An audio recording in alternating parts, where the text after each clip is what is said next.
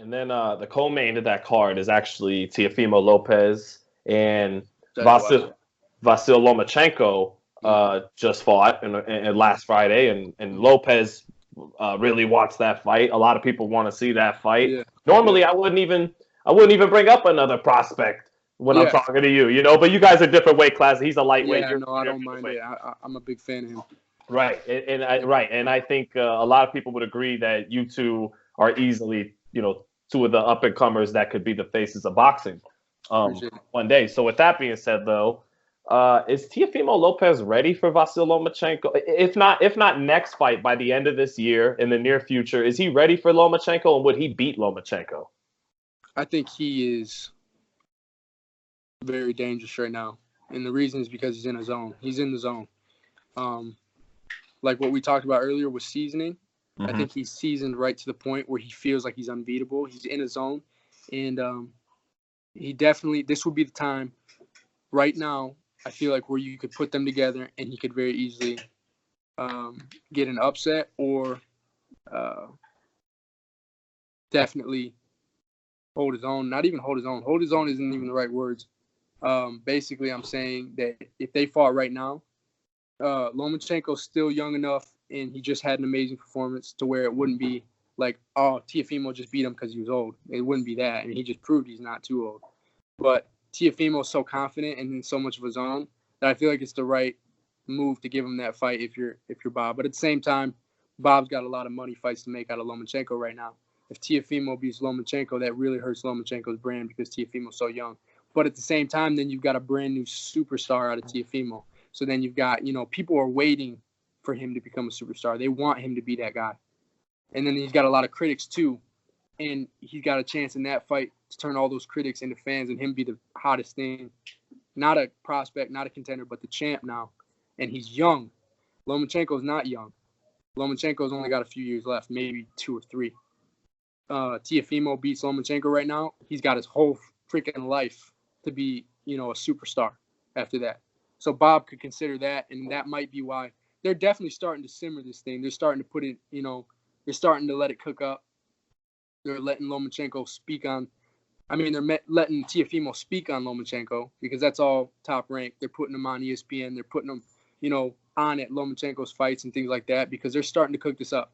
They're not sure if they're going to let it happen yet, but they're seeing if the fans will start to demand it, and well, it's funny. Actually, I've heard from some people very, very, very close to that fight that really it's ESPN who's pushing for that fight, not Top Rank. It's ESPN. Well, it's funny you say that because I noticed that Max Kellerman's starting to take a really big liking to Teofimo, and that's great for Teofimo because you got somebody backing you and pushing you with that big of a platform. I remember when Max saw him fight, I think Magdaleno, and Max was like very, very impressed by the dude. So it's funny you say that because I can definitely see that. Maybe Top Rank doesn't want that to happen, but ESPN does, so they're building them. So basically, they're doing Top Rank's job for him. And I don't think it's a bad idea because if Teofimo lost, which is a chance he could, say he just wasn't experienced enough, he gets in there, bites off more than he could chew. He loses. Okay, well, he was young. He's supposed to lose. Now, if he beats Lomachenko, yeah, maybe Lomachenko will be on the way out after that. Or you have an amazing fight where they fight a trilogy or something like that. That's awesome for him. And then Lomachenko makes big money before he goes out. If that fight gains traction and the first one's a banger, then they do another one and do another one. That'd be awesome for him. And then he can retire soon or fight more fights at the end of his career. But Teofimo beats Lomachenko. Now he's a superstar. If he beats him like the way he says he's going to beat him, he's an absolute superstar. And then they got the new guy.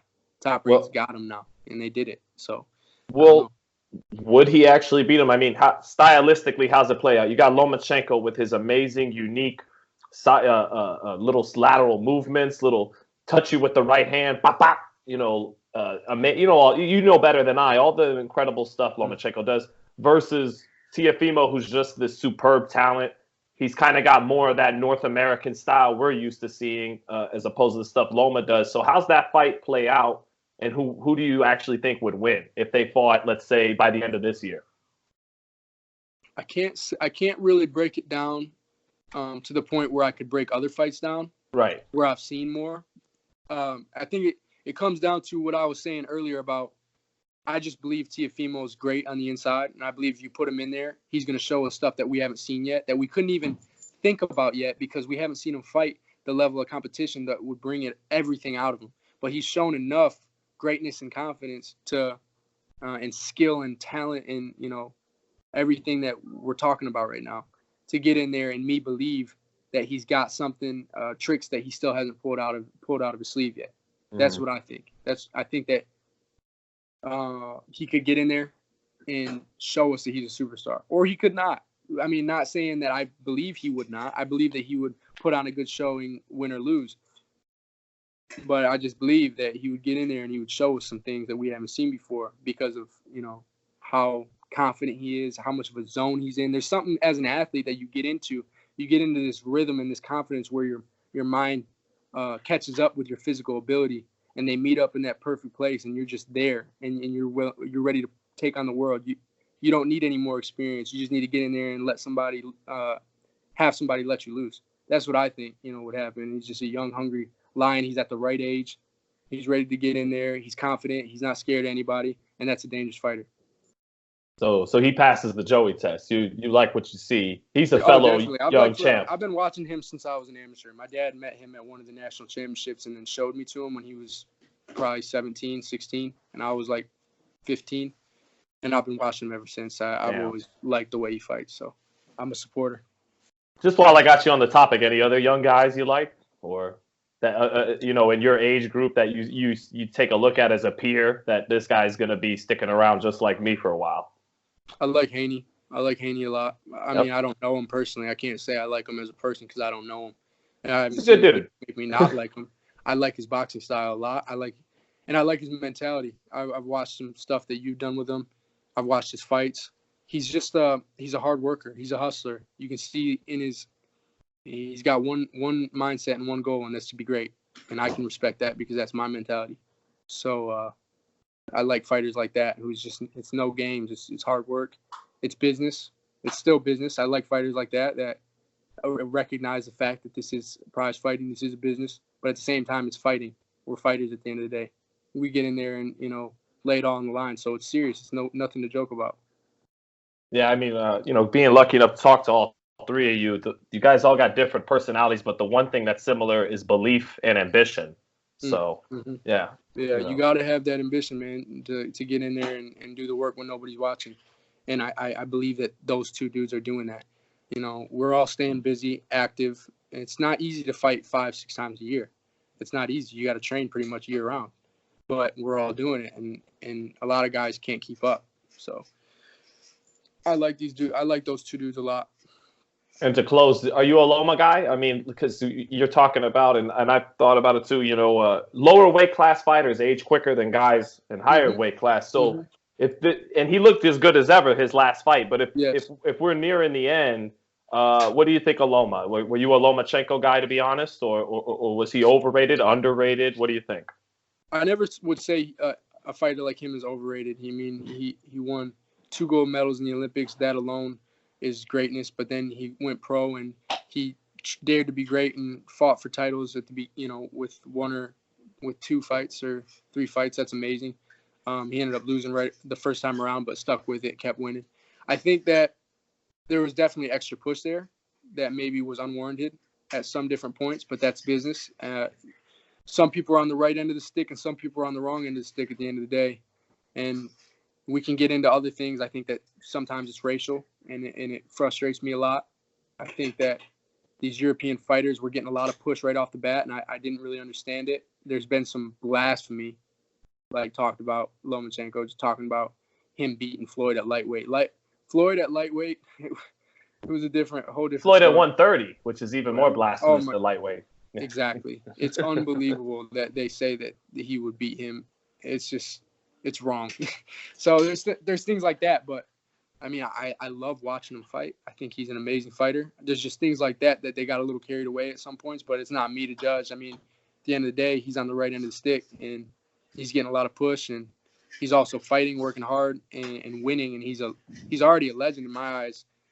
I just think there's certain things when you start saying he's better than Floyd Mayweather and on the pound-for-pound list above Crawford and at one point saying he was on number one above Andre Ward, that's the type of stuff that rubs a guy like me wrong. You know, it's apples and oranges. You look at the facts here, and Andre Ward was pound for pound number one. Not Triple G, not Lomachenko. They hadn't done half of what he had done. Mm-hmm. He was pound for pound. You just got to look at it.